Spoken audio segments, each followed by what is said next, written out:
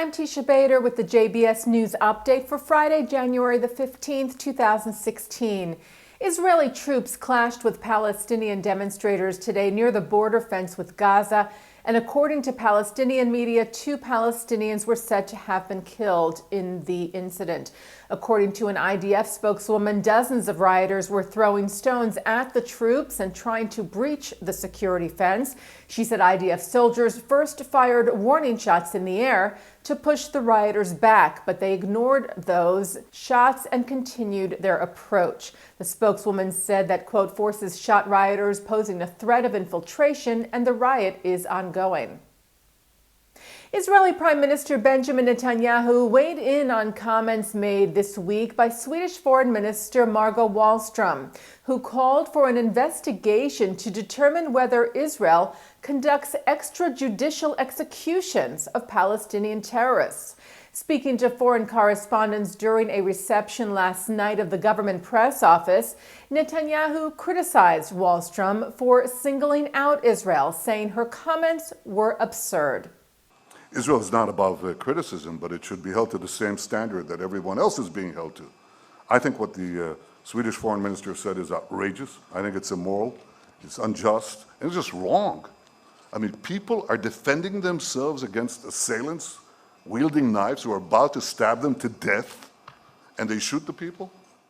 And that's extrajudicial killings? So why is San Bernardino not extrajudicial killings? And the other day in Paris, a knife-wielding terrorist was shot to death. Is that extrajudicial killings?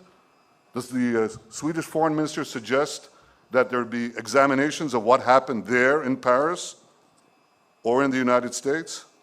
This is definitely wrong, and it singles out Israel in an absurd way. The Anti-Defamation League responded to Wallström's comments this week as well. ADL CEO Jonathan Greenblatt wrote a letter to Swedish Prime Minister Stefan Löfven, stating, "We urge you to ensure that official Swedish statements demonstrate respect for and knowledge of Israel's proven commitment to the rule of law, support for its security challenges even as it faces armed threats on a scale which Sweden is fortunate not to know." Greenblatt said government officials in Sweden should educate themselves about Israel's legitimate defense against terrorism, and that it was unfortunate that Sweden, which was a place of refuge for Danish and Norwegian Jews during World War II, now seemed to be a place Jews were running from due to anti-Semitism. A social media campaign asked the French public to wear a kippah at 10 a.m. today in support of the Jewish community there. The Twitter campaign, which shows famous people photoshopped wearing a kippah using the hashtag Tout avec un kippah, French for everyone with a kippah, began after a Jewish leader in Marseille called on the community's Jews to refrain from wearing a kippah out of security concerns following an attack on a Jewish teacher this past Monday. Other Jewish leaders, including Chief Rabbi of France, Chaim Corsia, urged Jews in France to continue wearing the kippah. Corsia said they should form a united front. He also asked soccer fans in Marseille to wear a kippah to an upcoming home game next week in a sign of solidarity. French President François Hollande said on Wednesday that it was intolerable for Jews to feel they have to hide their identity.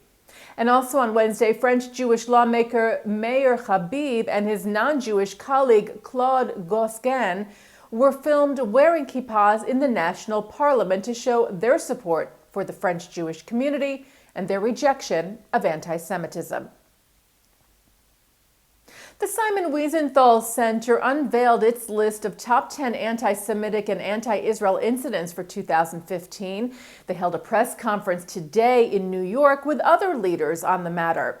13 diverse leaders gathered with the center's Associate Dean Rabbi Abraham Cooper to invoke the legacy of Dr. Martin Luther King Jr.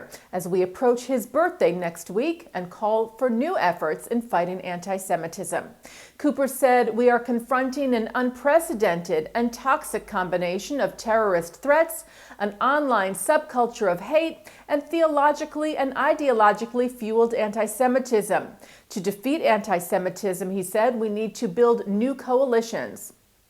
Cooper called on U.S. President Barack Obama to hold a summit on anti-Semitism in the next few months. Among those in attendance with Cooper today in New York was Queens State Assembly member David Weprin, Manhattan Council member Margaret Chin, and Brooklyn Assembly member Walter Mosley, who said, as we hit upon the dawn of Dr. King's birthday, we remember he taught us that if good men and women fail to speak out, then hatred will never be defeated. Adding Dr. King wasn't just about a dream, but about acts and solidarity.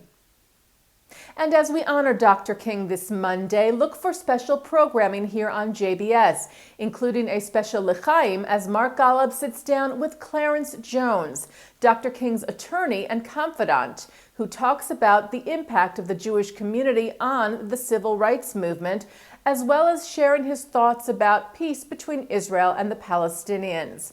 That's Monday night at 9. And remember, you can always check more programming information on our website, jbstv.org. Looking now at our programming for tonight, Friday, January the 15th, at 8 o'clock, legendary newsmen Gabe Pressman of NBC and Joseph Berger of the New York Times talk about their Jewish upbringings in New York City and their careers with Ruth Messenger, president of the American Jewish World Service, in a program of Manhattan's Jewish Historical Initiative from the Society for the Advancement of Judaism in New York. Then at 9, the film Jerusalem, and at 10, Jewish Cinema looks at the film Above and Beyond. At 10:30, it's Musica with singer Ivry Leader. And coming up tonight at 6 o'clock, live Shabbat services from New York City's Central Synagogue. I will be back with the news on Tuesday after Martin Luther King Day. Shabbat Shalom.